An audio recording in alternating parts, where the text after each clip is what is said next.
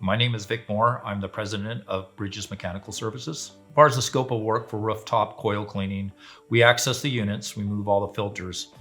We clean the interior coils, which is the evaporation coils, and the exterior coils throughout the whole service. For cleaning rooftop coils, we use our van-mounted system. Our system has a 600-foot hose that allows us to reach any RTU on the roof from one single location.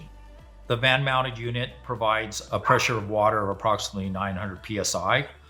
It pumps out about 4.2 gallons a minute, so it's a tremendous amount of water at a lower pressure. Our temperature can get up to 100 to 200 degrees, causing the steam-like water to actually melt the petroleum product off the coils.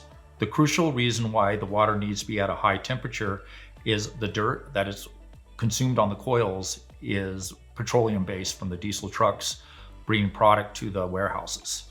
Larger commercial retailers do not allow us to use chemicals, so hot water is crucial to perform the service. Also, using chemicals eventually destroys the coil. These chemicals can also damage the roof deck, which is one of the biggest expenses on the roof for the customer. It is very important for the entire coil to be cleaned so the heat transfer process can be maintained.